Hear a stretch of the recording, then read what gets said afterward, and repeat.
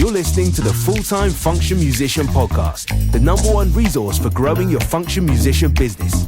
If you're a solo wedding singer, part of a 12-piece luxury show band, or anything in between, and want to learn from other successful musicians, you're in the right place.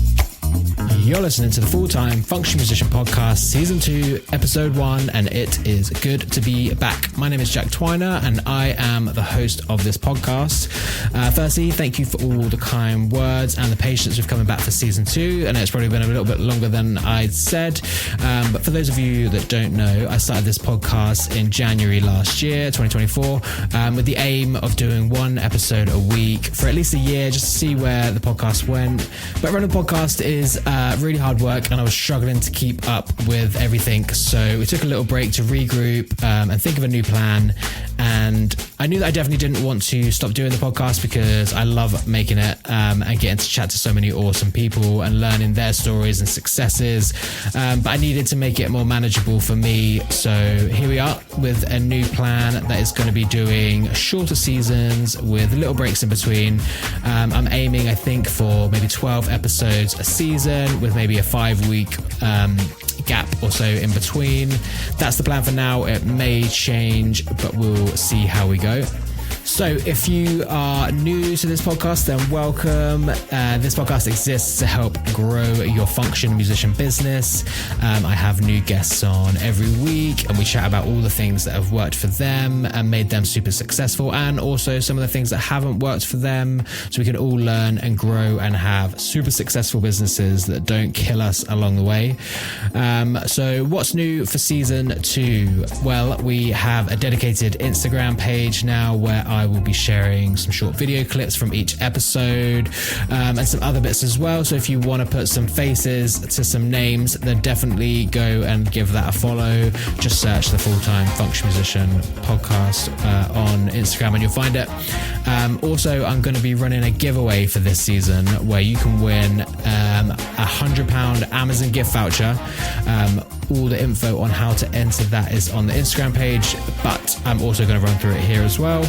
It's super simple. All you need to do is follow the Full-Time Function Musician Podcast on Instagram, like the giveaway post, comment tagging 2 other people, ideally people that might be interested in the podcast, and lastly, share your favorite episode on a story, tag in the Full-Time Function Musician. You can enter as many times as you want if you want to have more chance of winning, and then the winner will be announced on the final episode of this season, so probably episode 12, which I think will be super exciting. So yeah, I think that's about all the housekeeping I've got to do. As well, I always massively appreciate any feedback or general comments you've got on guests or topics that you want covered. If you want to do that, you can reach out on Instagram or email me at the address that's in the episode description. I'm not going to say it on here, it's too long. Anyways, I'll stop waffling on now and we can get into our first episode of Season 2. I hope you enjoy my conversation with Jade Thornton. You're listening to the Full-Time Function Musician Podcast, and on today's episode, I'm joined by full-time singer and guitarist Jade Thornton. Jade, welcome to the podcast. Hello. Yeah, it's good to have you here. I'm super excited to hear your story. So I know from our pre-chat that your journey kind of started with Busking, and that you've even competed in the Busking World Cup. Which I didn't know was a thing. So I'm super interested to hear all about that. But first things first, I'd like to kick things off with just learning a little bit about where you got started. All right. Actually, it's so funny that we do this now because this month marks 10 years since I started learning how to play guitar. Okay, nice. About 2014. So, I started learning guitar when I was 14, begged my parents to get lessons. One of 3. So it's expensive. It's so expensive.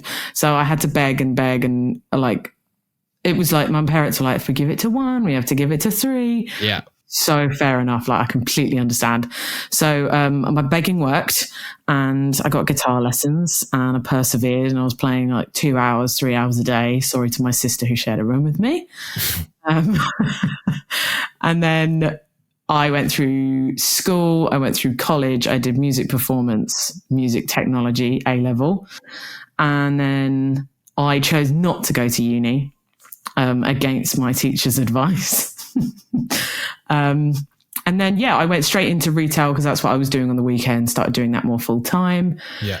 Really didn't like it. And then at that time I started busking with a friend, realized that, this is actually really fun. We can make like decent money. Obviously I was living at home at the time, so any money was good money. I just kind of quickly realized that I just preferred doing busking than I preferred doing retail. And it came to the end of a Christmas contract and I was offered to stay on, and I chose not to. I was like, if I don't do this now, I don't know when I will. Yeah. So I turned away like a full-time job and then started busking. And did that way up to COVID. COVID hit. Still living at home, had a couple more retail jobs. And then I've been doing it full-time since like the beginning of 2023. I think I packed in my last side hustle. And I've been doing it full-time since. Nice. So whereabouts in the world was this? Is this where you live now, in London, or somewhere else did you go out? So this was like South London. I was based nearer to Heathrow. I've actually been able to move out in the last year, which is great. But it was near where I lived I was like working around the Kingston area in South London. So, but I was also busking around that area as well. Yeah. So, and local high streets and stuff. Yeah, that's where I started. And then a couple of years down the line, I got my licenses to busk in London. Thankful to the people that work for the company Busking London. They granted me a license to do the overground schemes. Mm-hmm. So I moved and graduated to South Bank and the overground schemes in London. Okay, yeah, I feel like that's a good place to start. So I don't know that much about busking, and I think maybe there would be some people listening that want to get into busking but don't know the rules and regulations and licenses and stuff like that. So I guess, where did you start with that? So I started with, I was very grateful to do it with a friend. I'd very much recommend, if you wanted to start out, do it with a friend. It's really good to have that backup and a second opinion about everything. So we did it in our local high streets. And I learned a lot down those high streets. I will never forget busking down those high streets. And I met so many lovely people. I met some really horrible people as well. Some people were just really outwardly horrible to me. So much so, a person was the reason why I stopped busking down there. But it makes you a tougher person. It sets you up for the industry like tenfold. I can imagine, yeah. So we did check all the local council regulations and everything before we started, and you just keep in touch with the council and check their websites and everything. But then when I did the London overground stations and South Bank, they're both auditioned for.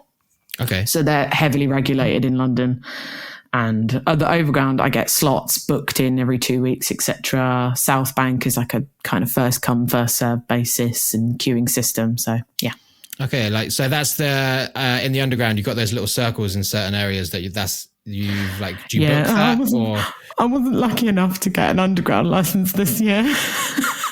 It's hard. I auditioned this year. I was one. What's the audition process like? I was one of like 250. So I was lucky enough to be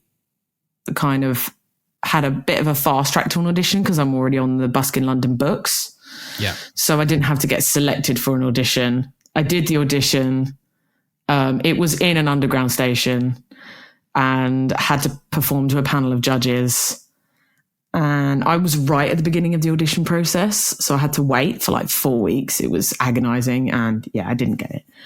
But we move. So how many people do you get? Yeah. I think like 30 or 40 got one this year or something. It was crazy. I've got quite a lot of talented friends that were lucky enough, and rightfully so, to get onto the scheme. So, but I think as a singing guitarist, I don't tick too many niche boxes. So okay, is that what you're looking for then? I feel like I had a lot of competition, and I feel like the right people got through. So yeah, it's all good. I'm very lucky to have the overground licenses. So that is run by Busking London. So every week I send off my availability for all the overground stations, and then they send me back my booked in slots. Yeah. Yeah.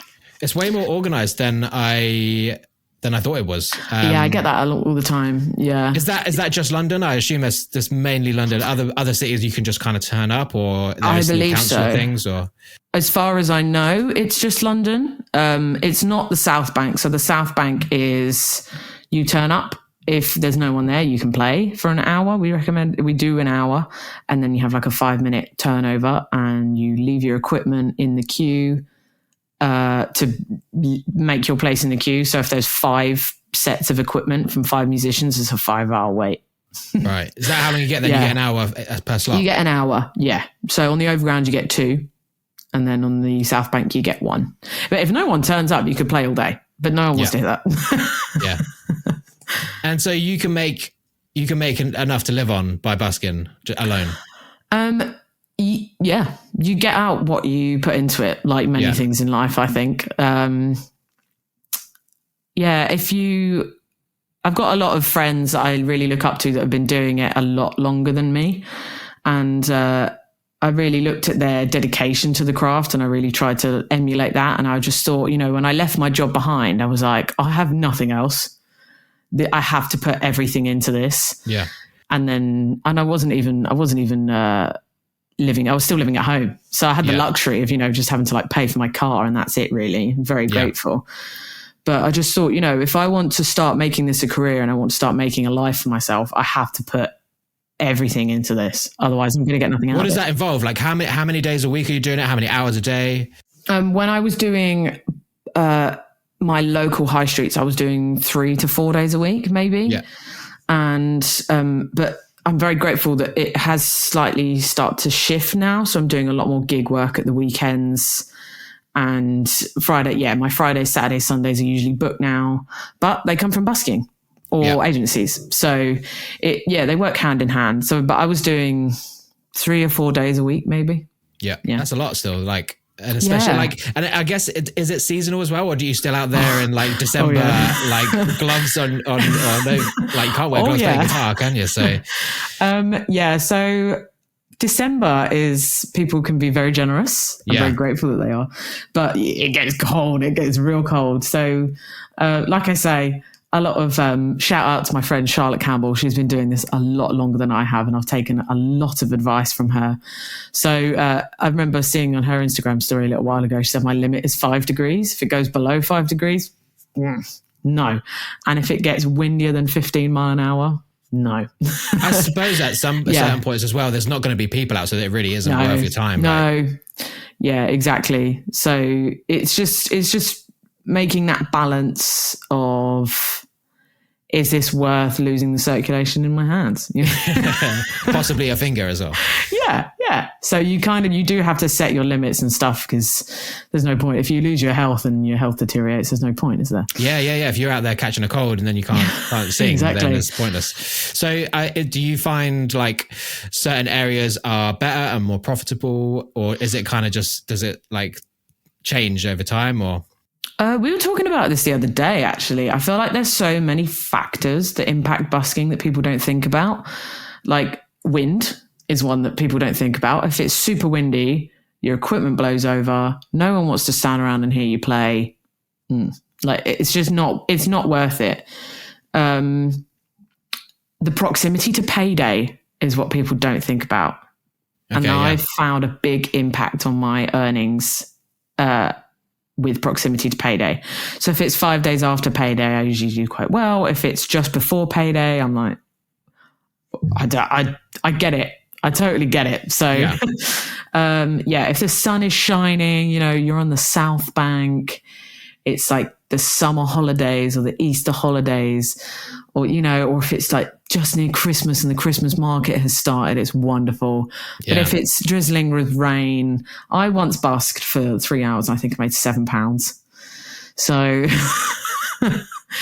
there's no 2 days the same. I often get how much do you make? How much do you make? I get that all the time. Honestly, if I wanted to tell you, I couldn't, because there's no number. There's no number.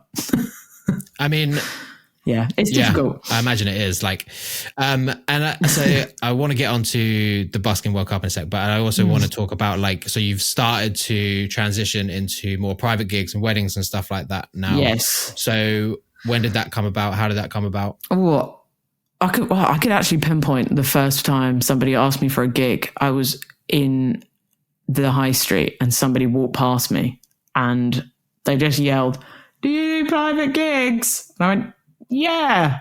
I hadn't done one yet. And then they sent me an email and I played at their gig and I probably charged pennies. But I played at their gig and it just kind of rolled from there. So I have, talking about like business tools and stuff, business cards are what helped me transition between busking and private gigs and massive signage. Like, make sure people know your name. That's for me, that is part of the reason why I put myself out there so much. I feel like people need to know who I am, what I do, and where you can find me. I saw a massive uptake in gigs when I improved my signage. Okay, yeah, interesting. So everything in my busking setup goes into a suitcase. It's like kind of part of my image now. But I have like a bright blue suitcase, but I made a sign that fit the front of the suitcase that says my name, my social media, like Facebook, Instagram. And I just saw a massive uptake in followers and a massive uptake in bookings when I started to do that. Yeah, interesting. So, and do you have like a QR code on there and stuff as well, or? I don't. I've experimented with NFC tags, but I think people are a little bit scared of them. So they're just like stickers, and you can hold your phone over them, and it'll take you straight to my Instagram, take you straight to my TikTok. But I think people are a little bit scared of them. But I have friends that use QR codes and are very successful with them, but I just worry my setup may get too cluttered. Yeah, I have too many things going on. So I have QR codes on the back of my business cards that take you straight to my website. Interesting. Yeah. What about payment? Do you use card machine now as well, or are you still taking like coins in that? I do. Is that expensive to run, or? No, not really. So the lovely people at Busking London have a partnership with the card reader iZettle. They launched that in like 2018 or something. And they have a repeat function pay. So you can just tap, tap, tap, tap. People were absolutely terrified of it when it came out. When I started using it, I had it set at £1. And then I had a lot of friends telling me, put it up to £2. If they're going to pay you £1, they're going to pay you £2. And then I have a lot of friends saying, if they're going to pay you £2, they're going to pay you £3. So a lot of people have it at different prices. I personally put it at £3. It's about the average price of a coffee nowadays, really. And a lot of people are more than happy to pay £3. I give people the option to put it up. You can put it down if you want. You can sell it at 50p if you really like. Yeah. But it's just so people have the option. They're not obliged. But I still get a lot of pointing and laughing. They're like, "Oh, she's got a card reader." Yes, I do. We're obliged to have them. We are obliged to have them now because of COVID. So, in London. Okay, and so social media, does that play any part in the busking scene or into now like the private gig scene? Huge. Yeah, I think so. A lot of people go, "Oh, we found you on Instagram. Oh, we saw we couldn't believe what happened when you went busking the other day." Because I post a lot of just like the wackiest stuff happens when I busk, and I just like to keep people entertained. I like to add that like personal touch on my Instagram, and I've had some very funky ongoings, and I had like the wackiest thing happen to me in February. I was playing at King's Cross. Feel free to cut this out if this is too boring, but I was playing at King's Cross. I'd just come back from having bronchitis for a month and a half. I didn't make a penny. I had the worst bronchitis. I had pleurisy. I had a chest infection as well. So I was fresh back out on the busking scene, was making pennies, and it was cold, and I was like, I want to go home. I packed up half an hour early because I was so miserable. But it takes just one person. A lovely family saw me and tagged me on their Instagram account, and my phone started to absolutely explode in Spanish. And I was like, what? And it turned out that Franco Escamilla had tagged me in his Instagram story, and he is one of the biggest, maybe the biggest comedian in South America, Latin America, across Mexico.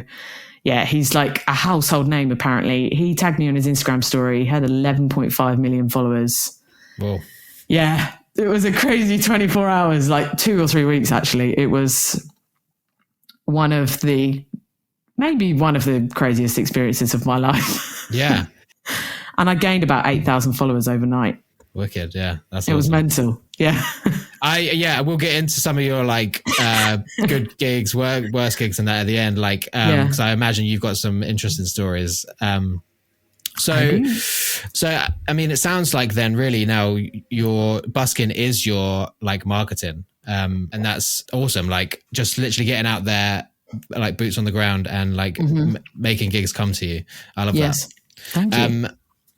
So how about weddings now then? How's that all going? Is that what you want to transition into solely, or will you always still keep busking, or? To be honest, if I'm being really honest, I feel like I'm at like a big crossroads in my career, and I'm struggling a little bit, if I'm being really open. At the end of the day, I think weddings bring me so much joy. Yeah. Like so much joy. They kind of just fell into my lap, and I was like, yeah, I'll play at your wedding. And then just really, really loved it and started getting more inquiries. And they just bring me so much happiness. I haven't played a bad wedding. Yeah. I haven't played a bad wedding. And the joy that emanates from every couple that I play for, and all the guests as well. Yeah. I just want to carry that on for as long as I can, really. Yeah. And busking has been a great tool for that, but also agencies and word of mouth have also been really, really helpful for that as well. So what's the crossroads that you just want to do weddings and not busking anymore? Or?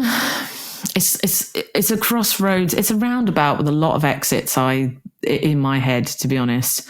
You've got busking, we've got private gigs and weddings. Yeah. And then I've also released original music as well. Okay. So I'm like, where do I put my attention? Where do I put my focus? What is my brand? So yeah, I'm having a bit of difficulty navigating that at the moment. But I think if I were to quick fire answer that question, I'd really love to do more weddings. Yeah. But I will never forget how I got here and how busking gave me all of the opportunities, like 95% of the opportunities that I have. Yeah. That's growth though, right? That's 100%. That's growing. Yeah. Yeah. Awesome. Like there was a couple of peak months last year where I literally didn't have time to go busking, and I genuinely missed it. Missed it. Like the summer months, like June and July last year, I was so lucky to be doing like 6 or 7 weddings a month. And I was like, I haven't been to the South Bank in about a month and a half. I was also having really bad acid reflux. But I was just like, I haven't been busking. And then when I went back, I really, really loved it. Because sometimes I find if I do it 4 or 5 days in a row, it becomes a bit tiresome sometimes. Because 90% of people are lovely, but sometimes if you're in a bad mood and somebody gives you a really dirty look, it's not the one. Yeah. I mean, it sounds like you don't have to pick one. Like you can do do bits of all of them. I think it's good definitely to focus on one, which sounds like it'll be weddings. It sounds like that's what you want to do, and then dip your toe in with busking and writing and stuff as well. You're a full-time musician. There's nothing stopping you. That's true. Thank you. Appreciate that. This podcast is sponsored by my business, In Focus Recording Company. At In Focus, we specialize in creating exciting cinematic show reels for professional function musicians. We also offer photo shoots and custom logo design, helping you bring all your branding together into one cohesive package. Whether you're a solo artist or part of a 12-piece luxury show band, having standout promo material and strong branding is essential to growing your business and booking more gigs. If you're interested in checking out some of our work and learning more, head over to infocusrecordingcompany.co.uk. So, Busking World Cup. Tell me all about that. Honestly, every time I think about it, I smile. So big. And we talk about this all the time, my boyfriend and I. We went together and it was the first of its kind. Everyone thought it was a lie. Everyone thought it was a scam. Everyone, if I'm being really honest, I got multiple emails and I was like, this doesn't exist. My boyfriend and I were on our first holiday together, and I told him about it over dinner, and some alcohol may have been shared, and he just said, "Go for it." And I was like, "Oh, I don't want to make a fool out of myself. It might not even be real." But I put in an audition clip for it, and then I got through to the next round. And then it all had to be recorded in a busking style set up on the street. And then I did another video for it. And then that got accepted. And I was sat in the South Bank Centre in the middle of summer. And I got an email and it just said, "You're going to South Korea for the Buskers World Cup." And my jaw dropped. I squealed. And I was like, what? I'm lucky enough to have been far enough as Canada, because I have a lot of family there, but I've never really ventured out any further than that. Yeah. And it was the most crazy experience of my life. My boyfriend and I had only been together for 6 months. He bought a ticket to come with me, and worst flight of my life. It was horrible. It was the most out of body, out of comfort zone experience ever. But it was a huge production. It was televised in South Korea. It was in Gwangju. So I think it's the second or third biggest city after Seoul. I will remember it for the rest of my days. There was multiple rounds that you had to get through. I got through the first, didn't get through the second. I think 50% of the contestants were from across the world, and 50% were from South Korea. And I met some of the most incredible musicians from across the world, phenomenal. People that busk from just country to country to country, and the most talented people ever. Yeah. So what are they sort of judging the rounds on? Good question. We were a bit in the dark about that as well. They'd kind of laid it out a little bit. And we were a bit. So the first round, I chose to go for a mashup. We could just kind of looked at the charts at that time, and it's actually on my YouTube channel, and I still play it in my busking sets. So the One Republic song, the Top Gun song, was really popular over there. So I did a mashup of that. I did a bit of Ed Sheeran because he was popular over there, and a bit of Taylor Swift. So we did that, and I think it was marked on audience interaction, how lively you are, how musically talented you are, just basically how effortless you can make it look, I think. Yeah. But there was people drumming on containers. There were guitarists with loop pedals. There were incredible vocalists. There were 12-piece bands from Korea. It was the most eclectic spread of musicians. And how ever. was it set? Was it on a stage, or was it set up on a Huge street? Stage. Or Huge stage. It was a massive stage in the middle of the Gwangju town square, and they had an audience that was full.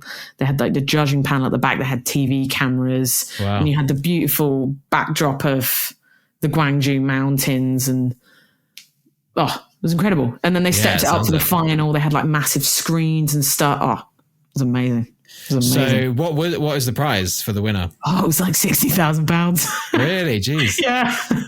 I think it was £60,000, maybe 40,000 for the runner up, 20,000 for third place. And then they had a few honorable mentions, £1,000. Yeah. Wow. It was incredible. Katie Ferreira, who we met, who's from the US, I think she got, I can't remember Katie. I'm so sorry if she listens, but it was third place or one of the honorable mentions. So well deserved. She's incredible. So, yeah. Yeah, that sounds wild. Has it carried on, or is it they just did it that one time? It's carried on. Yeah, we've had a couple. It will begin at the beginning of October. So the auditions started in May, and so I don't think anyone from the UK got through this year, which really shocked me because I had so many talented friends that put themselves for it. But I think the standard just got higher and higher and higher. Yeah. But I think a lot of really talented friends have missed out this year, which is really sad. But it's the most incredible experience ever. Yeah. Pinch myself every day. Yeah, it sounds it. I bet there's quite a big community around buskers, right? Oh, huge. Yeah, massive. And I bet it's quite important, like on those darker days and stuff. So important. We've got a number of group chats that go, and I've made some incredible friends from doing it, and we all talk to each other. And if we can't make a gig, we ask each other, do you want the gig? And it makes you feel so much more safe, because it can be really vulnerable being on the street. And we also have security numbers for the South Bank and stuff that will back us up if anything happens. And yeah, I've definitely met some friends for life through the busking community, and collaborated with a couple of them as well, which is really great as well. Yeah. So before we move on to like some of your good and bad busking experiences, I'd imagine they're going to be, do you have any sort of like tips for someone that wanted to get started? I feel like there's been loads of good little nuggets in there, but just sort of like, I don't know, some general tips for people want to get started. In busking? Yeah. That's a good question. This kind of goes for in general, if you want to get into music in general, but I think a very important one is invest in the best equipment you can buy.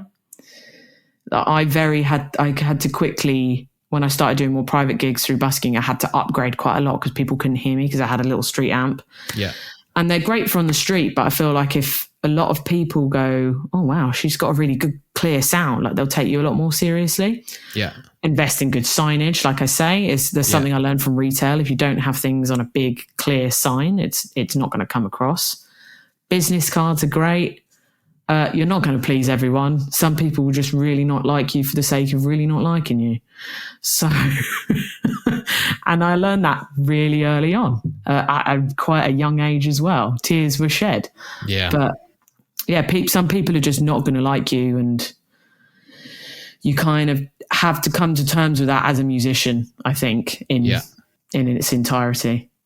Yeah, I mean, I don't know why I feel like this would be it. Like, obviously, you can be a musician playing a gig and someone can still not like you, but if you're on the street, they'll feel like they can come up and actually just say it to your face. Like, oh yes, they do. Why is that a thing? Oh yes, they do. Why is that a thing? Is a question I ask myself every single day. I've got a couple of stories of very mean people, and I tend to just sing. Now, if somebody is a bit mean, I just sing "Mean" by Taylor Swift. So I'm just get it out my system. All right, let's hear some of the stories then. Oh dear. Okay, well, if we've got one that stopped me from busking in the high street, I was playing in my local high street, and a woman came up to me and she said, "When do you not busk?" And I was like, I think in context, I was maybe 18 or 19. And there was actually a guy with a massive camera recording me at the time, but he stopped recording when she started going off at me, which is really annoying. But and I said, "Oh, Wednesdays and Fridays is when the market's on or something." And she went, "That's good. That's when I will do my shopping when you're not here, because you make my life hell." And I was like, "Oh, okay." And I just started laughing, and I just said, "Wow." I just said, "I find it really astonishing that you think that you can talk to me like that. Like, wow." Because I was just really shocked. Yeah. I was really shocked. And then she started grabbing people and be like, "She's saying wow to me. She's saying wow." Like, she was very strange. And then, I was quite emotionally fragile at the time. I'd just gone through a breakup. So I was very on edge and just finding my feet again. And, she really rocked me, really rocked me. And I don't think I ever went back. Because I was in the transition of starting my London scheme and stuff. And I've had people come up to me and just tell me that I can't sing. Yeah. And I just said to these, like, it was an elderly guy. I mean, he's obviously lived a long life and may have grown up with different lessons that I was taught when I was young. That's as polite as I can put it. And he just came up to me and he said, "I'm really surprised that nobody's told you that you can't sing." And I said, that's an awfully horrible thing to say to someone that you've never met. I said, if you haven't got anything nice to say, just don't say it at all. Say it at all. That's what my mother taught me. Just don't say it. Yeah. And he was like, but you really can't sing. And I was like, okay. Thank you. It must make it so hard to carry on. Like, really, you must, hard. or you just build this insanely strong shell. I have to. Sometimes I have to stop. I've had people shout at me, "You're rubbish." I was singing a song.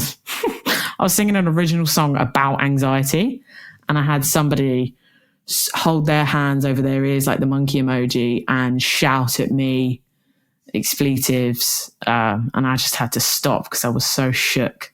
I've had money stolen from me quite a number of times, luckily not huge amounts, but they brought me to tears sometimes. But then the most previous time that it's happened, I've just shouted down the microphone, give me my money back, and embarrassed them in the street. And it hasn't worked, but it kind of reminds you that there can be lovely people out there that have chased after them and tried to help me, and very lovely people that have given me money after the money has been stolen, bless them, and haven't had to.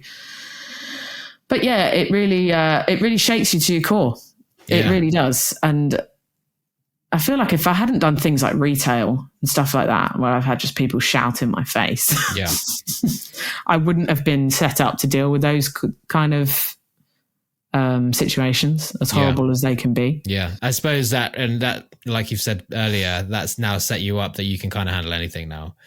I think so. I can handle most things now, really. Yeah. I mean, I still go on like TikTok live maybe like once a week, and I just get people that comment really horrible things, but I know they're just trying to get a reaction out of me. Yeah. And I feel like it says a lot. At the end of the day, it says a lot more about them than it does about me. Oh, for sure. Yeah. They are nothing to me, really. They don't. I think those who mind don't matter. Those who matter don't mind, kind of thing. They're not a part of my life. You know, they don't deserve that space in my life, so I just choose to not give it to them. Yeah. No. Yeah. That's good. Yeah. I feel like that's a good point to talk about some of the good experiences that you've had while busking. Oh, I've had some incredible experiences busking, like seeing brides that I've played for. That's always a lovely, lovely thing. Like I played at Waterloo like 2 weeks ago, and before I'd even started, I'd seen a groom and a bride from previous weddings that I'd played. So I can, crack out their aisle song for them, and then they'll record it. And it's so lovely. And in 2019, I got visited by D'Addario, Santa Claus, Father D'Addario. He gave me like loads of guitar equipment, and some stuff that I still use to this day. That was a really special memory. Obviously, Franco Escamilla in February, that absolutely upshot my social media, and the outpouring of love from people that I have never met floored me. Yeah. It absolutely floored me. I had people from across the world just sending me pictures of them listening to my original music. I had people absolutely desperate to buy my CDs and support me as a musician. I couldn't send it to Mexico because it cost £35 postage per CD. So I'm so sorry to people that wanted to buy a CD. But yeah, the outpouring of affection was unprecedented. And I'm so grateful for everyone that did. I've had people propose. They are memories that I will keep for the rest of my life, being part of that. Yeah. I had one planned, and a guy came up to me and was like, "Can you play Perfect?" And I was like, "This guy's going to propose." So yeah, that was really special.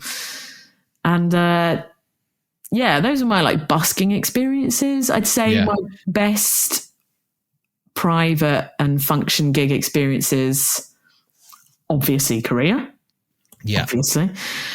I played Silverstone Grand Prix 2 years in a row now, as somebody that was brought up on Formula One. I kind of watched it like passively. I'm not a massive Formula One fan. Yeah. It was a real pinch me moment. Like, I am working here and people are listening to me here. It was so incredible. I had a wedding in 2019 that really stuck with me. This was around the time I'd had my heart broken. I was very close to cancelling, really close to cancelling. I was like, the last place I want to be is a wedding. The last place I want to be is a wedding. And I asked if I could take my mum with me because I was like 18 or 19. And it was one of the most joyous weddings I've ever played. It was just incredible. They had fairground rides and just watching their first dance and everything. They invited us to be part of the dinner, the wedding breakfast. Yeah, it just reminded me that, okay, this is not the end of everything. You can go on. You can be strong. And, you know, love is very strong. Like, that's my favorite thing about weddings, is just the outpouring of love. It really touches me. Yeah, that's awesome. So yeah, and some other like highlight gigs have been, I played Westminster Abbey this summer. That was really special.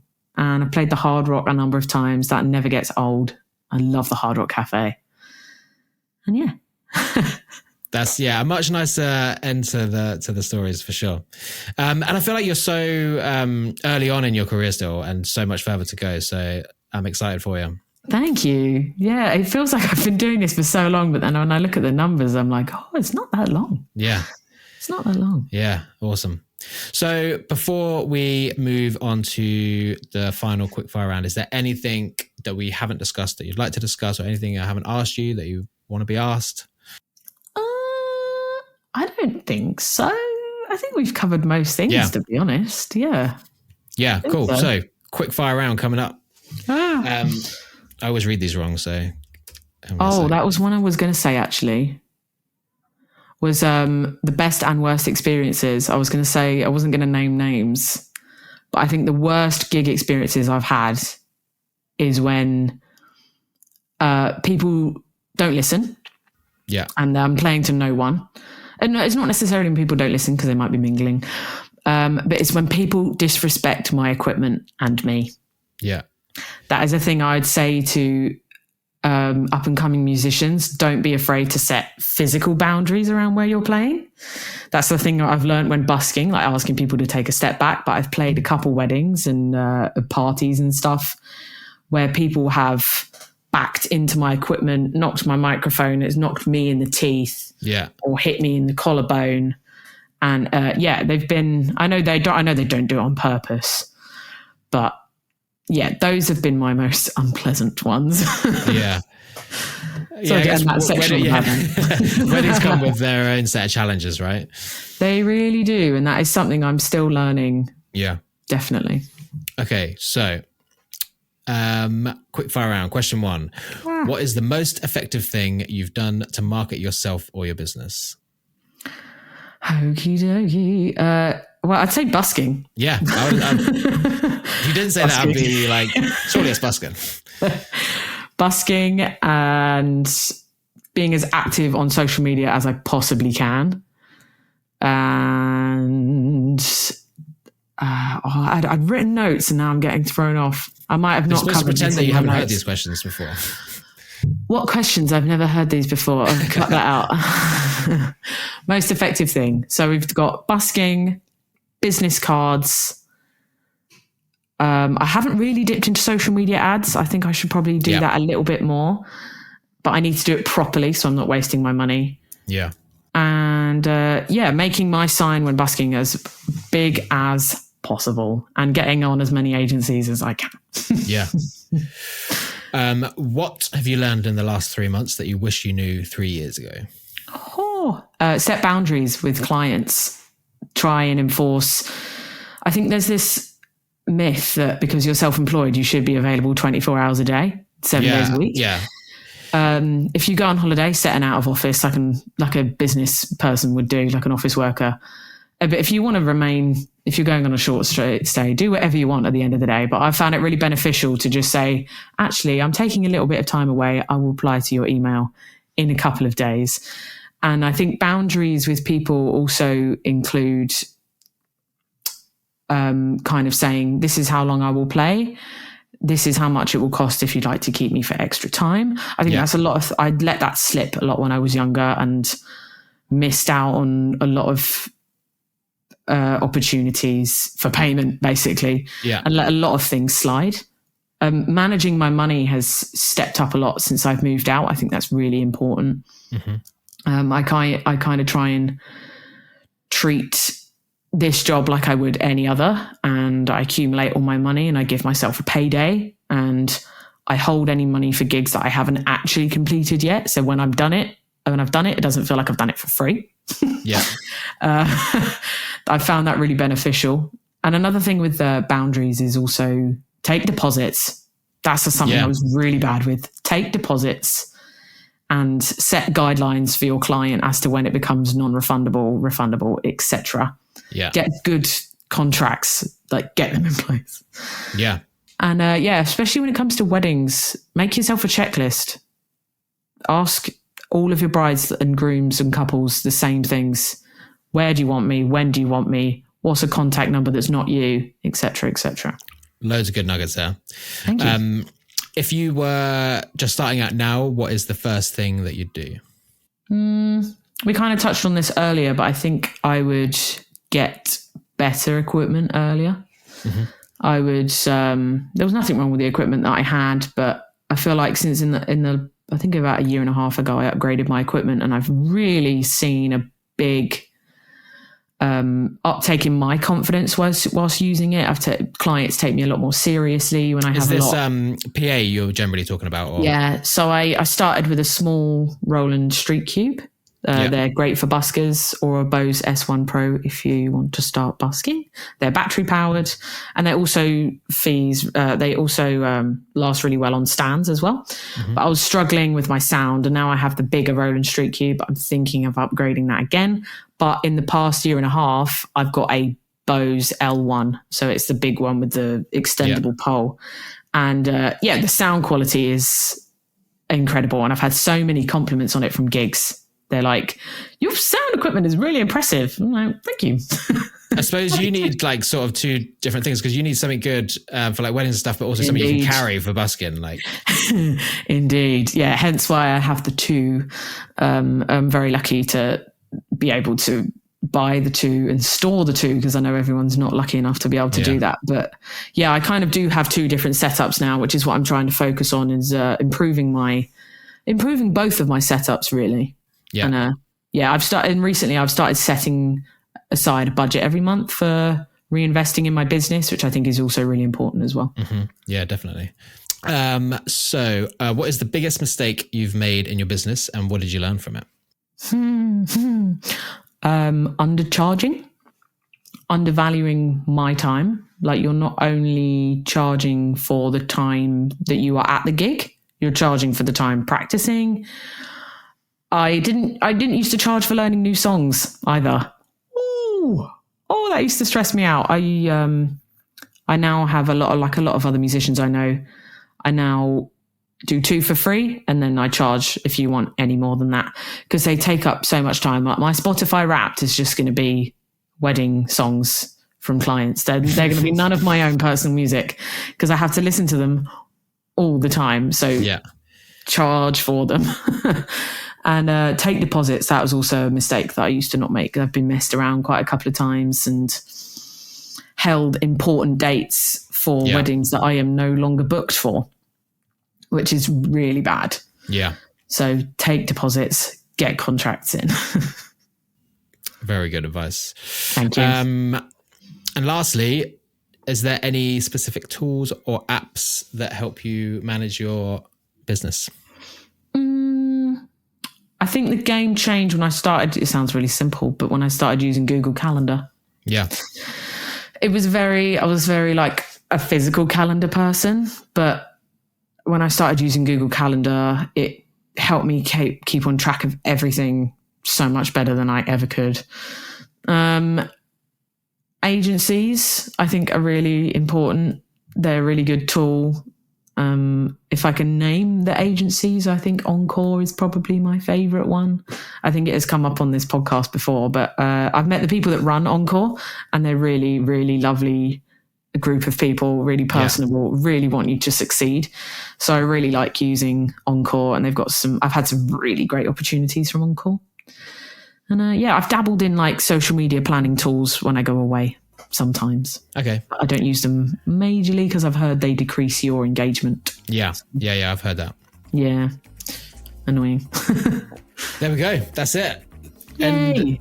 End of the podcast.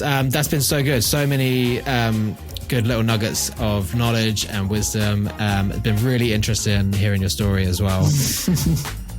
Lovely. Yeah. Thanks so much for coming on. My pleasure. Thanks for having me. So there we go. That is episode 1 of season 2 done. And I just want to say a huge thank you again to Jade for coming on and chatting to me.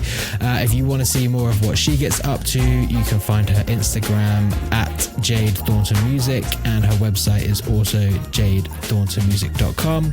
And all those links and everything else that I mentioned at the start of the episode are in the episode description. So that's it from me. Take it easy, and I'll catch you next week for episode 2.